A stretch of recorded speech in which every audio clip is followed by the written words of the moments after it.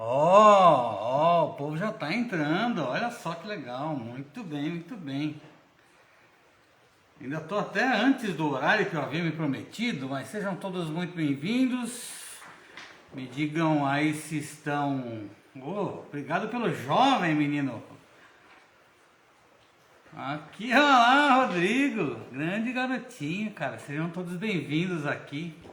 Na verdade eu nem achei que fosse dar algum tipo de ibope. Na verdade eu só estou tentando ver se eu gravo para esparramar para algumas pessoas, mas sim, esse era um tema que eu já estava com bastante vontade de trabalhar. Então eu vou juntar um pouquinho duas temáticas interessantes, né? A temática dessa live hoje é onde você está, né? E para que você consiga tentar... boa noite, meninão. Para que você consiga identificar em que momento de vida você está, eu vou passar um pouquinho, vou dar uma percorrida, por assim dizer, na minha trajetória pessoal e dar conta de onde eu me encontro agora, né, para que você tenha um pouco dessa noção, né, de que ponto você está. Mas eu ainda criei mais duas coisinhas que eu ainda vou falar um pouquinho mais, que são uma sequência de podcasts justamente com essa temática. Hoje, inclusive, eu acabei de subir para a plataforma de podcast o segundo episódio do podcast do Boteco Filosófico, né? A ideia do Boteco Filosófico, eu já trago aqui para quem não conhece ainda. A ideia do Boteco Filosófico é aquela ideia de você exigir que a filosofia responda às nossas questões do dia a dia, as questões do cotidiano. E, ao mesmo tempo, convidar você, né, pessoa comum, pessoa que está aí, que nunca teve acesso à questão da filosofia, a um convite, né? Venha conhecer um pouco mais da filosofia, não necessariamente, né, se debruçar sobre textos duros e complexos, né, de um Hegel, de um São Tomás de Aquino, de um Kant, mas sim para se estimular a pensar com profundidade, a pensar com coerência, a pensar com amplitude, né, a pensar de maneira extremamente larga. Então esse é o convite do Boteco Filosófico. Aliás, já de bate-pronto eu vou fazer esses dois convites, né? Convites para você entrar lá no podcast do Boteco Filosófico, né? O link está aí no meu perfil, tanto no Instagram quanto no Facebook. E participar do próximo Boteco Filosófico, da roda de conversa do Boteco Filosófico, que vai acontecer agora dia 28 de março, né? Uma outra segunda-feira, onde você vai poder fazer perguntas, participar, tete a tete, abrir sua câmera, fazer sua pergunta, fazer sua objeção, fazer seu questionamento acerca. E esse próximo Boteco Filosófico vai ser também sobre essa temática, né? Onde você está, para que você consiga se situar na sua vida, porque muitas vezes acontece, né? Eu percebo que muitas vezes isso aconteceu na minha vida e na vida de várias das pessoas que eu ofereci mentoria, de que as pessoas ou não sabiam, estavam perdidas, não sabiam onde estavam, ou achavam que estavam em determinado lugar e na realidade não estavam.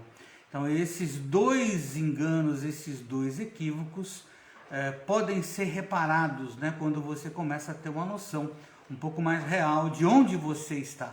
É menos o propósito de querer saber onde você vai chegar, mas no objetivo de você falar, estou aqui, né, e onde eu estou, quais são os problemas de onde eu estou. Na verdade, isso até tem uma historinha inicial, que ao longo dos últimos, sei lá, 20 e tantos anos, durante um tempo eu me intitulei como coach. E o coach, né, basicamente o trabalho do coach é aquele que vai, como um cocheiro, né, pegar você de um determinado ponto e conduzir você até um outro ponto. Né? Pega você do ponto B, do ponto A e vai até o ponto B. Só que eu percebi, prestando bastante atenção em vários e vários dos meus clientes, que, na verdade, as pessoas não queriam chegar no ponto B.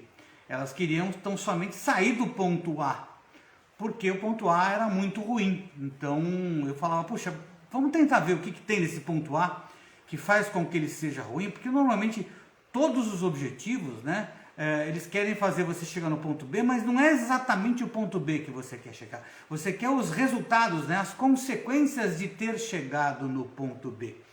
Então, muitas vezes, mesmo chegando ao ponto B, mesmo obtendo sucesso, mesmo tendo tudo para dar certo, acaba não dando certo e a pessoa acaba se frustrando, se arrependendo ou se decepcionando, porque aquele objetivo que ela tanto almejava e que ela alcançou, eu até postei isso num Reels esses dias, né, lá no Instagram, ou melhor, aqui no Instagram, né, já que eu estou simultaneamente aqui no Face e também no Instagram, de que as pessoas atingem o objetivo, só que o objetivo não traz para ela as soluções dos problemas que haviam no ponto A. Então eu acabei meio que desistindo, falei, puxa, eu já não posso mais me intitular como coach, porque eu não estou fazendo um trabalho de coach. E hoje em dia mais eu sou um mentor de pessoas, né? Justamente nesse aspecto, né? De tentar te orientar onde você está, para onde, como é que você consegue chegar, voltar para a via que talvez você tenha se desviado, por assim dizer, né?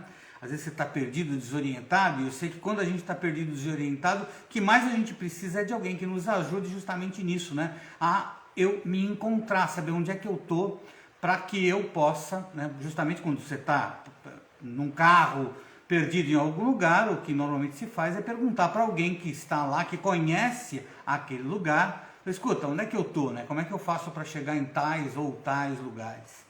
Então, hoje em dia, eu me intitulo muito mais como mentor de pessoas. Mas essa live, ela tem um propósito muito específico, né? Que é dar conta de também uma reapresentação. Algumas das pessoas que vão ver essa live ou vão ver ela gravada posteriormente, muitas me conhecem da infância, muitas me conhecem dos primeiros anos escolares ou do ensino médio, muitas me conhecem do campo da tecnologia, né? Quando eu trabalhei com tecnologia, foram lá 36 anos, como é o caso do meu amiguinho Herbst, né? Que está aqui conosco, que me conheceu na área de tecnologia.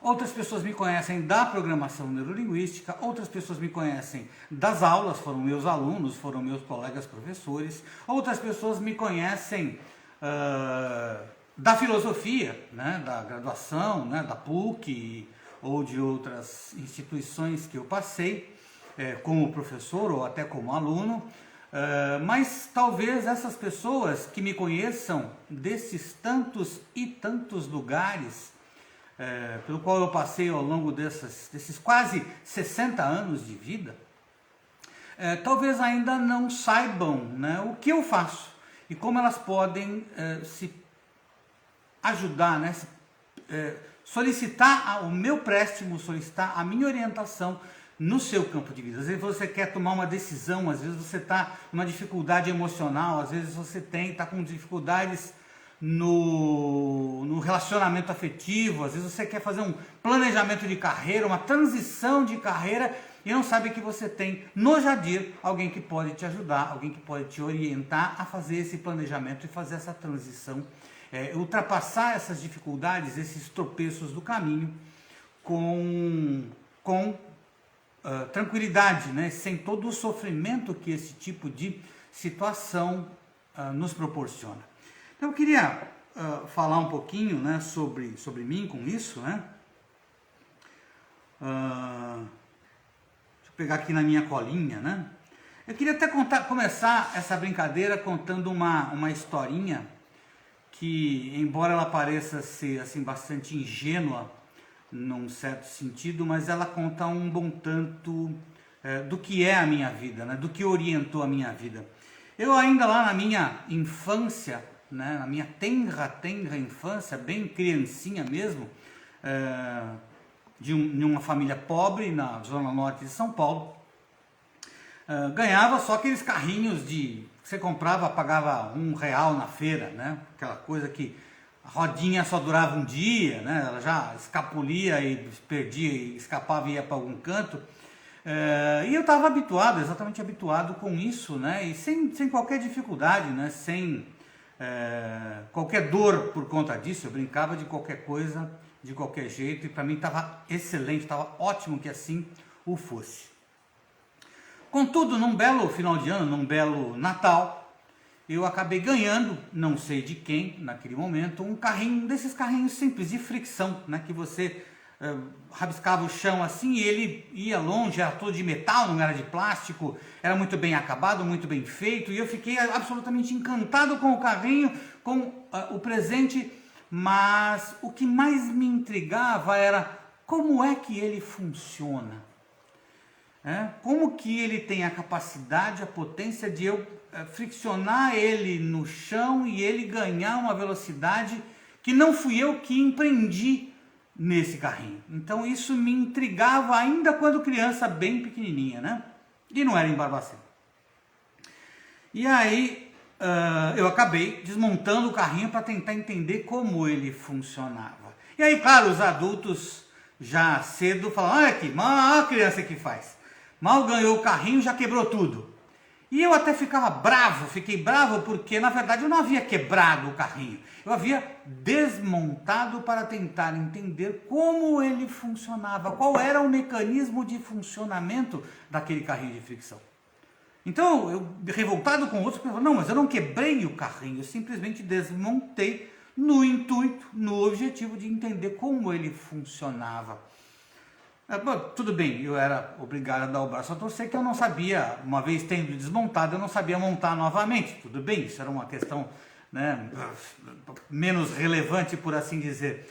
Mas o que de importante tem nessa pequena história é porque esta pergunta, que já me acompanhava desde essa tenra infância, me acompanha até hoje. Até hoje eu tenho essa pergunta, como isso funciona? E claro que isso já marcava de maneira clara qual seria a minha profissão. Eu acabei me tornando programador de computadores e analista de sistemas e vivi dentro dessa área por 36 anos, justamente porque eu tinha facilidade, eu tinha essa inquietação de querer saber como as coisas funcionam. E no fundo, o grande trabalho de um analista de sistemas é justamente o de entender como as coisas funcionam, ver o que não está funcionando e tentar acertar, ou de repente ter uma ação no sentido de fazer com que aquela coisa funcione de maneira diferente.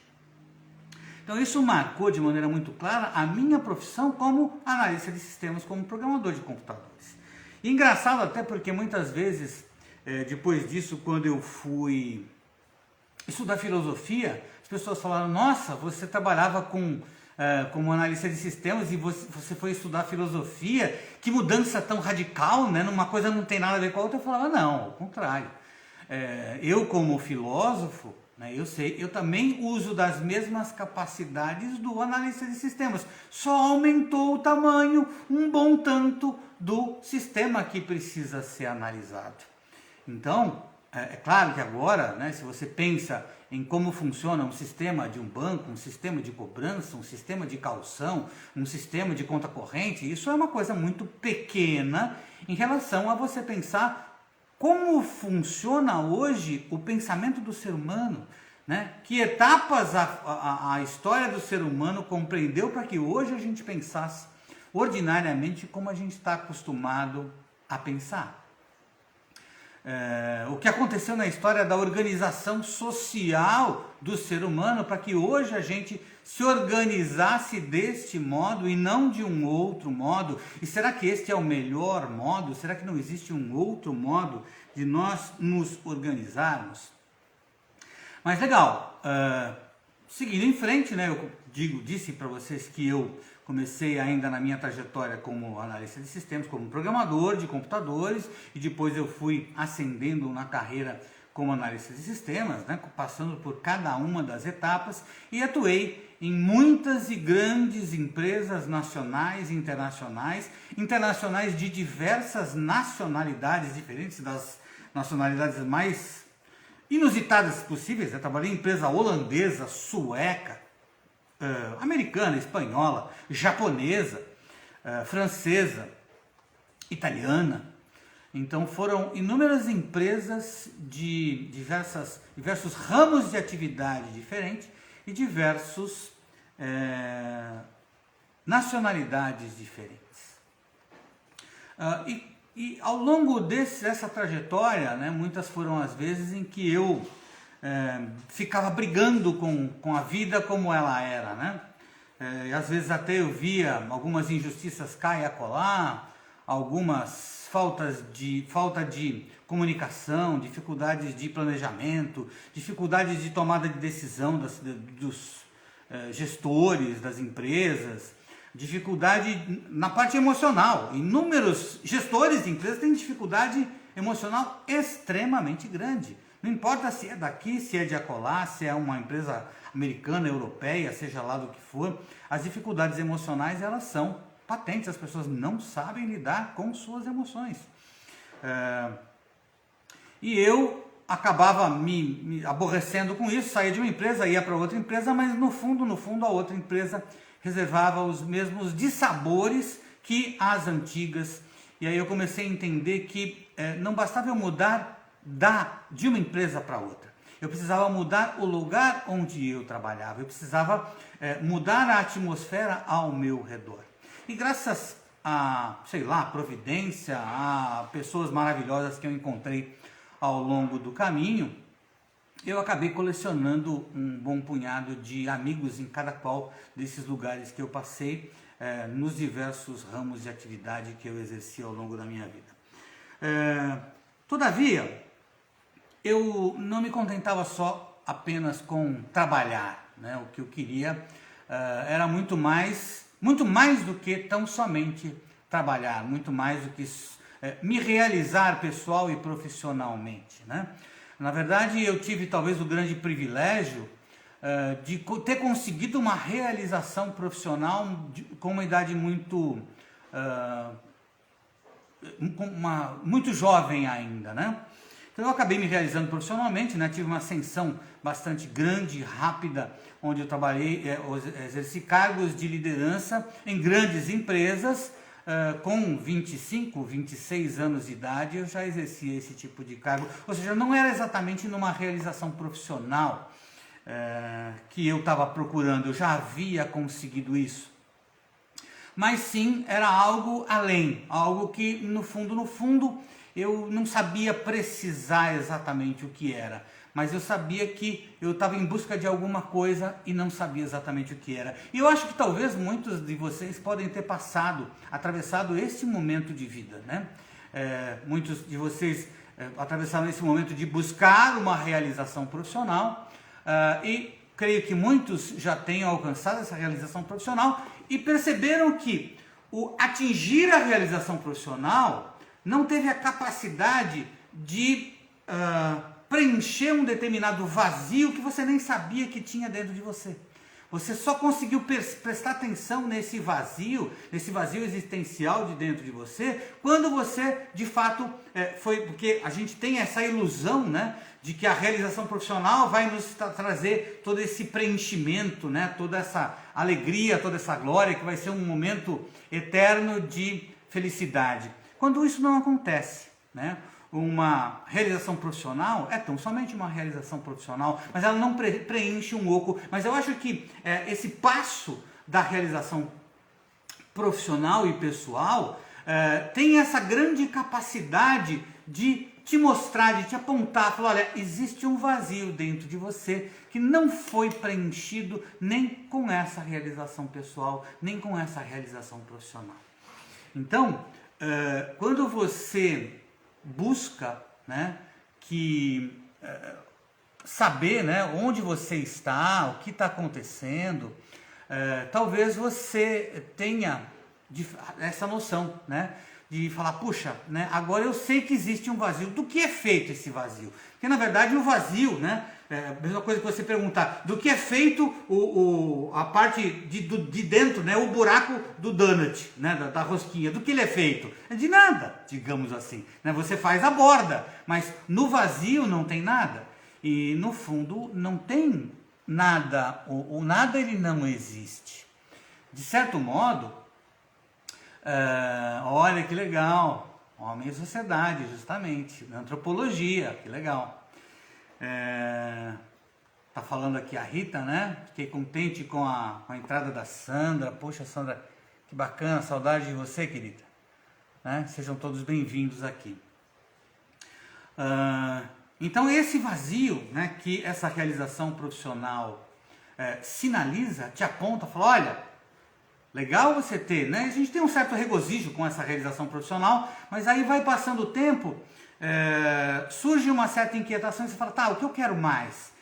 E aí aparece esse vazio, que você não sabe vazio do que é. E, de um certo modo, eu fui me tornando um tanto quanto irrequieto, né, buscando cada vez mais. E foi engraçado, né?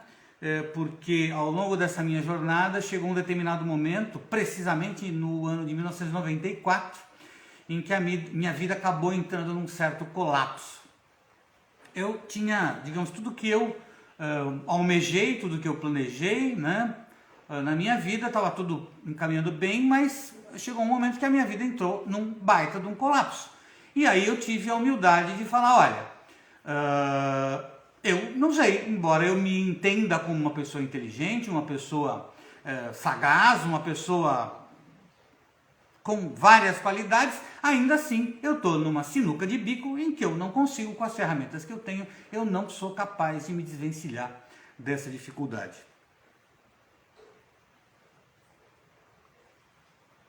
Sem qualquer tipo de pudor, juntei minhas mãozinhas aqui e pedi pro chefe lá em cima, falei, velho, o negócio é o seguinte, eu tô num aperto aqui e eu preciso de um help.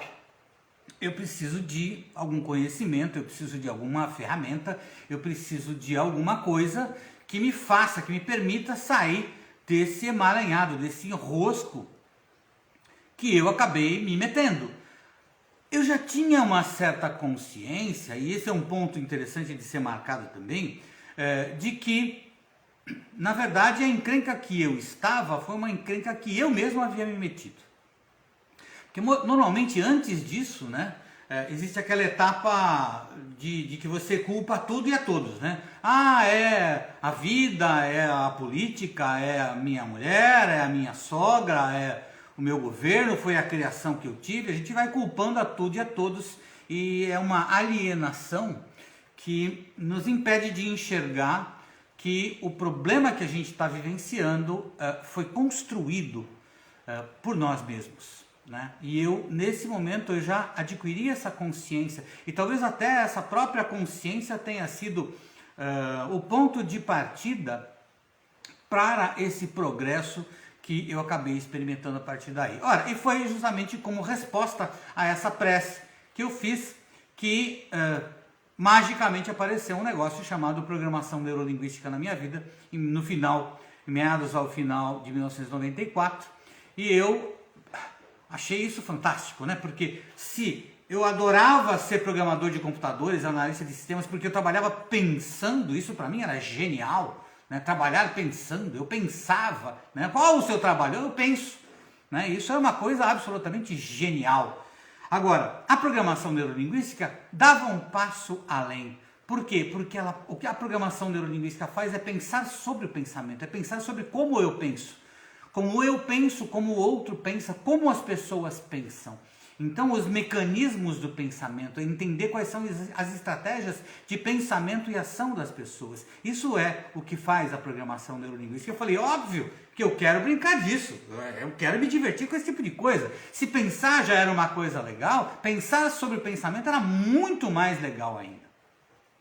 De modo que aí eu acabei não fazendo ainda a transição de carreira, eu acabei mantendo em paralelo, né, essas duas carreiras, a carreira da programação neurolinguística e a carreira da tecnologia, as duas correram em paralelo e a ideia era desenvolver uma enquanto eu ia largando a outra, mas algo que acabou não acontecendo, não pela minha vontade, mas por condições outras.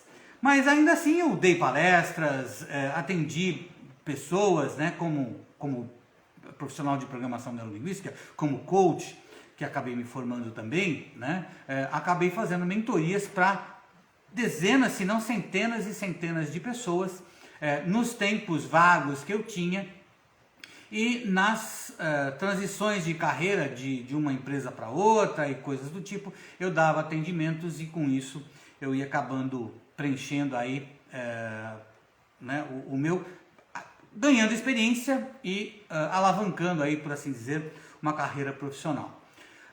Mas um pouco mais adiante, sobretudo por conta desses tantos e tantos atendimentos, eu percebi que eu tinha perguntas que a programação neurolinguística não respondia.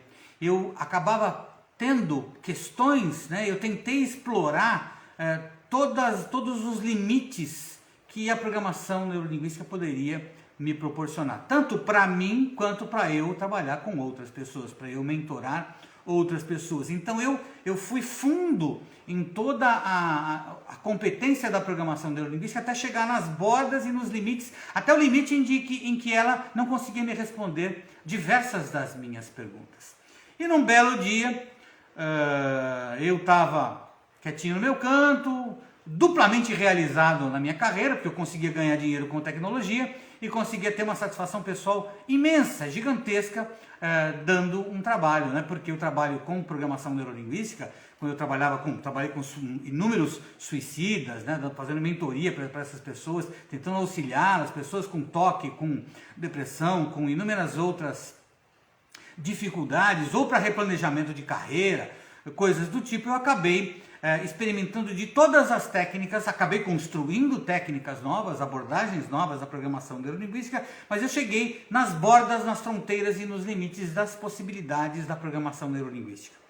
E num belo dia, intrigado, tentando responder algumas das minhas perguntas, me veio uma intuição na orelha e disse assim: você quer resposta para as suas perguntas? Ora, vai estudar filosofia. E aí eu pensei comigo, falei, como assim, né?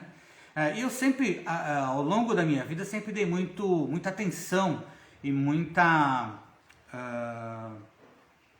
credibilidade para as minhas intuições. E nunca me arrependi por isso, né? As minhas intuições sobrepujavam em muito a minha racionalidade, né? Embora eu carregasse esse impulso racional durante muito tempo, né? De ser uma pessoa bastante racional, não que o emocional tivesse grandes dificuldades e grandes problemas, e os poucos problemas que eu tinha eu acabei resolvendo nos primeiros anos de programação neurolinguística. Então eu era bastante racional, mas chegou um determinado momento em que a intuição chegou e falou assim: vá estudar filosofia. E não era para pegar um livrinho qualquer um e ler, não, era para sentar a bunda num banco de faculdade e fazer uma graduação e fazer um mestrado e eventualmente até fazer um doutorado, que ainda não foi feito, mas ainda é possível de ser feito. E de fato a filosofia acabou me jogando para uma outra prateleira, né, para uma prateleira superior, onde eu comecei a trabalhar, mesmo trabalhando com programação. Ela não anula tudo que a programação neurolinguística é capaz de fazer, mas ela faz um upgrade, né? Ou seja, aquilo que você fazia com as técnicas de programação neurolinguística sem os conhecimentos da filosofia, da sociologia e da antropologia, agora você consegue fazer muito mais, você potencializa muito mais do que isso. E cedo eu acabei percebendo que essas etapas de progresso, eu disse que, né, a filosofia me jogou para uma outra prateleira, né, para um outro degrau de compreensão de mim mesmo, um degrau de compreensão das pessoas, um degrau de compreensão da sociedade, um alargamento do meu olhar em relação a tudo e a todos, em relação a mim mesmo. Esse alargamento, eu entendia que, né, eu suspeitava num primeiro momento que isso compreendia realmente quase que uma escada de progresso. Mas ainda nesse primeiro momento isso ainda era apenas uma suspeita, né? Mas aí eu percebi que muitas vezes eu tentava explicar alguma coisa para uma pessoa, uma coisa realmente de um nível bastante superior, né?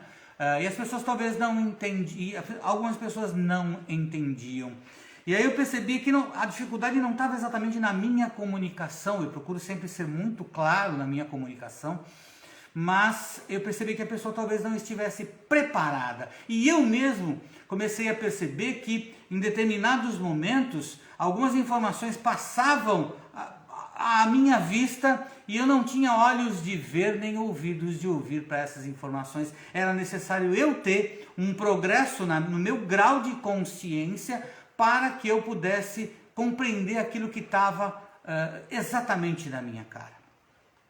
Então eu comecei a perceber que na medida em que você vai progredindo nessa escala de desenvolvimento pessoal, isso vai ampliando a sua percepção de mundo, né? E hoje em dia eu consigo perceber bastante bem os diversos graus de percepção de mundo que as pessoas têm, que os meus clientes têm, por exemplo, né? Então, as pessoas chegam totalmente crua, você percebe que a pessoa está botando culpa, não, porque meu filho tem um problema, minha mulher tem um problema, os outros têm problemas, você fala, já sei em que ponto que essa pessoa está nesse ponto mais alienante. Ou então, depois que você consegue trabalhar essa pessoa, em que ela já começa a perceber que, no fundo, ela mesma criou esse cenário e que ela está mergulhada no mesmo pote, né, de esterco que ela mergulhou, e ela fala, cara, quer dizer que fui eu que entrei nisso? Sim, foi você, desculpa.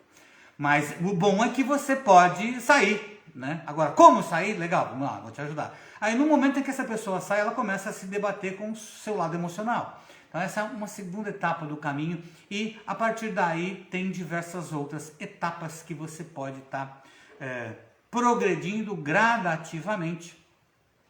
E eu posso te acompanhar em cada etapa disso. Até porque uma das primeiras coisas que eu fiz na minha vida foi, lembra da história do carrinho, né, do carrinho de fricção? Eu queria saber como a coisa entendia. Então, não me bastava eu ter o meu progresso. Eu queria mapear esse caminho, entender como funciona, entender que equívocos me levaram para aquele caminho e como é que eu consegui sair para voltar, para me encontrar o meu caminho, né, a minha senda novamente.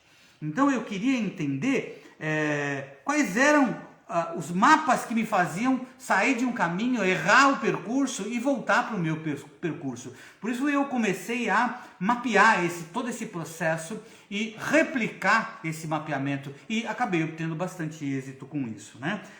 No fundo eu acabei encontrando determinadas chaves, né? Pistas de acesso, como se fossem... eu não sou muito um gamer, né? Nunca fui muito de adotar essa questão de jogar jogos de fliperamas, de computadores, desses Playstations e coisas do tipo, mas eu percebo que existe essa analogia, né? Quando você sai de uma etapa do jogo e você chega numa outra etapa do jogo, né? O grau de dificuldade talvez não aumente tanto, mas são outras dificuldades, são dificuldades diferentes, né? E que muitas vezes você vai progredindo e chega um momento em que você não tem nem para quem perguntar onde é que estão os atalhos, onde é que estão as chaves de portal, onde é que estão os tesouros, onde é que estão, né, os recursos. Você acaba trabalhando como se fosse um certo pioneiro nessa etapa do jogo. Mas aí o grande barato é você conseguir retroceder nas etapas do jogo e legal que esse jogo não dá game over, né? Não deu game over pelo menos até agora. E você pode retroceder nas etapas desse mesmo game, né, desse game da vida e de fato orientar as pessoas de como elas podem conseguir avançar de etapa em etapa para que elas possam progredir. E eu percebo que esse progresso, né, e talvez essa tenha sido uma pergunta que eu fiz lá no início, né, da minha programação neurolinguística, que eu falava, puxa, a PNL é um negócio fantástico para você promover uma mudança. Mas eu falava, qual é o sentido dessa mudança? Né? É uma mudança do A para o B? Uma mudança do B para o C? Uma mudança só para eu me sentir melhor? É uma mudança para eliminar uma determinada queixa?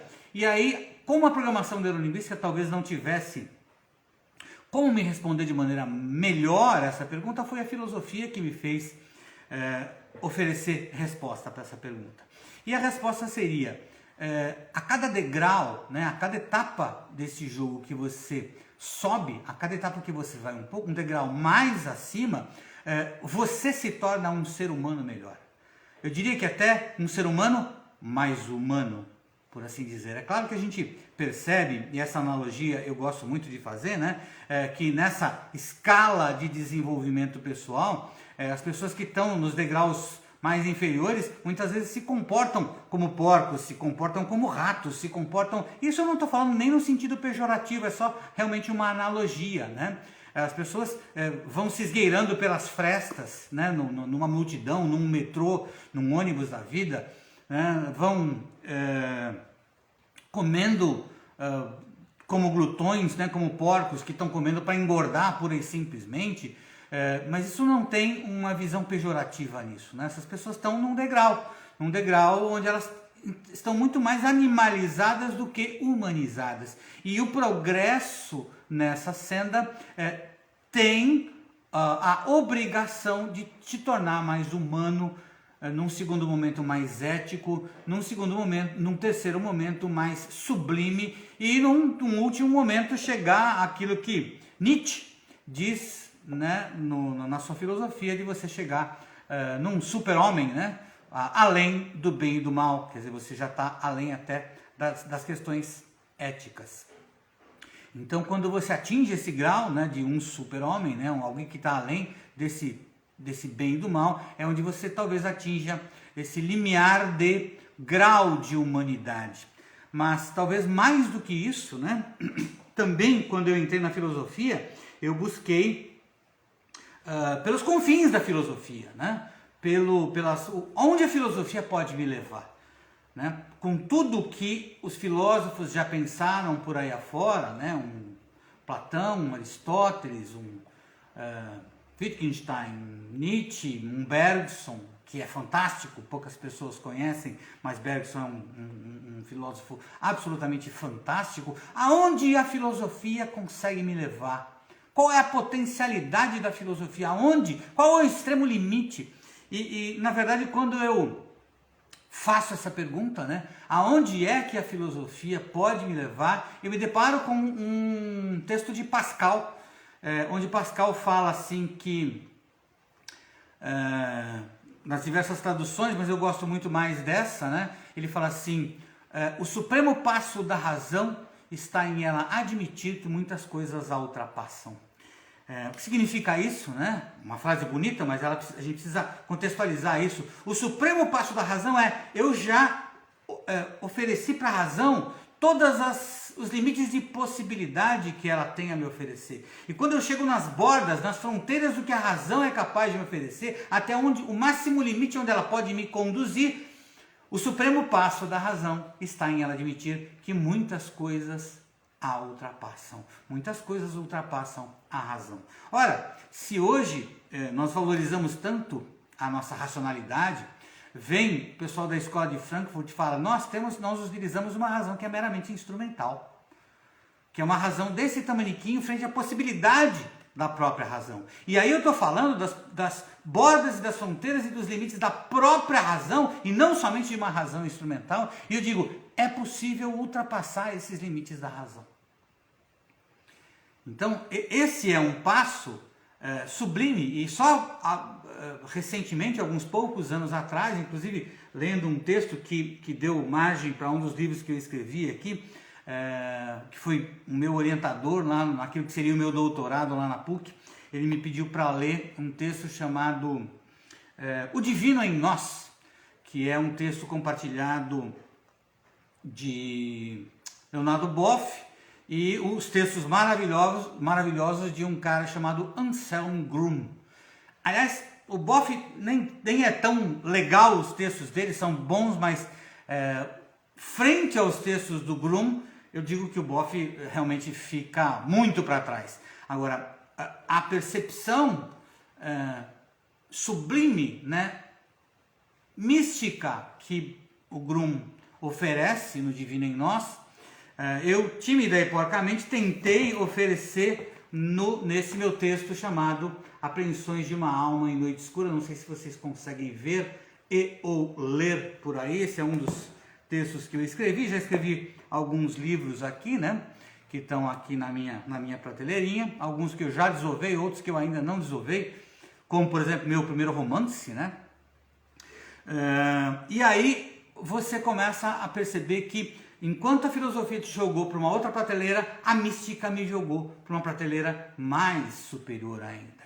É aqui quando você começa a pensar, na verdade, no sentido da sua própria vida, no sentido da vida das pessoas, em como você pode conduzir essas pessoas ao longo dessa jornada até que essas pessoas consigam atingir essa prateleira extremamente superior, onde ela está em conexão com as questões divinas, né? Muito menos com as coisas do mundo, muito mais com questões divinas. Talvez esses meus grandes amigos, né, não tenham acompanhado aí essas várias reinvenções de carreira, reinvenções de vida a que eu me coloquei, me obriguei a colocar, porque no fundo eu acabei agarrando uma proposta para mim mesmo, né? Porque não me adianta, muitas vezes as pessoas falavam assim, não, eu saí da minha zona de conforto. E eu percebia muitas vezes que essas pessoas que falavam sair da minha zona de conforto, eu pergunto, onde você está agora? Elas estavam em uma outra zona de conforto, ainda que em um outro patamar, mas estavam em uma outra zona de conforto. Eu falei, não, eu não quero cair nessa armadilha. Então, além de eu ter conseguido encontrar chaves de portais que me colocavam, né, que me faziam penetrar em outras dimensões do ser humano, eu encontrei também ciladas, perigos, né, truques ao longo desse caminho que poderiam nos prender. E um desses truques é essa tal e famosa zona de conforto. E então eu estabeleci para mim que eu viveria em uma zona de confronto com as minhas limitações, confrontos com as minhas fragilidades, confrontos com os meus limites, confronto no desenvolvimento das minhas virtudes, confronto né, de eu me melhorar, né? E aí eu propus para mim não um objetivo, quero chegar lá, até porque qualquer lá que eu fosse me propor como um objetivo, ainda estaria ao alcance da minha vista de onde eu estava. E eu falei, não quero chegar lá, eu quero ir além. Aonde eu posso ir, eu não sei onde eu posso ir, mas eu quero ir o mais longe, o mais alto que eu puder chegar em termos de ser humano. Eu quero ser o melhor ser humano, né? O mais límpido, mais honesto, mais, né, em graus de virtudes. Eu quero desenvolver essas virtudes em mim. Então essa foi a minha saga que me conduziu, talvez muito além do que eu poderia imaginar há 5, a 10, a 15, a 20, a 30 anos atrás. Então essas etapas de progresso que foram galgadas, eu consigo talvez descrevê-las passo a passo e conduzir os meus clientes em cada um desses passos para que essa pessoa também possa progredir. Claro que isso vai ser progredir financeiramente? Não é esse o caso. Progredir profissionalmente também não é esse o caso, mas é claro que na medida em que você vai progredindo como um ser humano, isso naturalmente te torna um melhor profissional, isso naturalmente te coloca em condições de você ter um diferencial competitivo no mercado, porque você vai falar melhor, você vai se apresentar melhor, você vai se colocar perante os seus clientes de uma maneira muito mais madura, né? A pessoa vai conseguir olhar para você, olhar para os seus olhos e não vai enxergar uma preocupação, um medo, uma apreensão, não, ela vai enxergar aquela honestidade de alguém que está aqui de peito aberto e de olhos serenos olhando para cada um de vocês. Então, é justamente a partir disso que eu faço mais essa transição de carreira, né?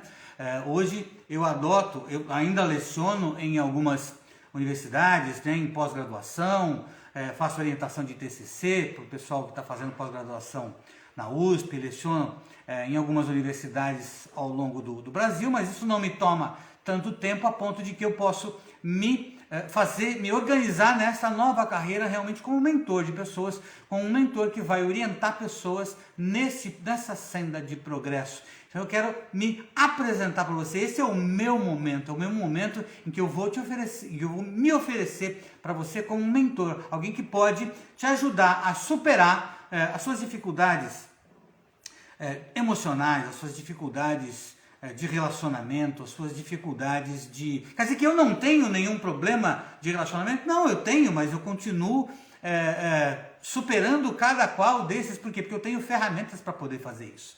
Vai eliminar todos os seus problemas? Possivelmente não, mas você vai ter ferramentas para poder lidar com as suas dificuldades emocionais. Eu percebo, inclusive, que as questões emocionais, que são questões da mais alta importância, né, que impeditivas para você conseguir progredir a níveis mais altos na sua vida e na sua carreira, e que elas acabam atrapalhando o teu profissional, acabam atrapalhando os seus relacionamentos afetivos, com filhos, com marido, com mulher, com amigos e coisas do tipo, né? Você superar essas barreiras do emocional é condição para você viver uma vida muito mais plena, muito mais organizada, muito melhor. Então eu consigo agora, né, te orientar em decisões, né, você está prestes a tomar uma decisão na sua vida, legal? Vamos sentar, vamos conversar, apresenta aí o problema, né? Eu falei um pouquinho sobre decisão, aliás, eu acho que eu nem subi esse vídeo ainda pro Reels, onde eu falo sobre decisão, né? As pessoas não sabem direito qual é a diferença que tem entre uma escolha e uma decisão. A decisão é muito mais dura que uma escolha. E muitas vezes o primeiro problema de uma decisão é justamente o quê? É tudo que você vai abandonar.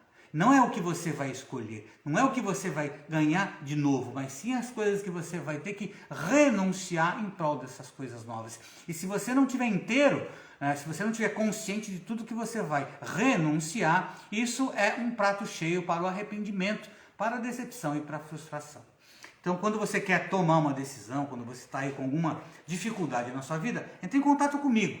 Fala comigo, manda um zap, me manda uma mensagem no Face, manda uma mensagem no Instagram, me manda uma mensagem para o meu e-mail, manda um sinal de fumaça, eu vou observar isso e de repente a gente consegue conversar e eu posso te ajudar na superação dessa dificuldade. Contudo, eu tenho pedido para algumas dessas pessoas que são meus amigos, né, meus queridos amigos, e vocês também todos estão aí convidados, a me auxiliar em alguma coisa, né? Num primeiro momento, eu vou começar a fazer postagens, postar meus podcasts, né? Agora eu iniciei o podcast do Boteco Filosófico. Hoje, inclusive, eu acabei postando o segundo episódio, que trata justamente desse tema, né?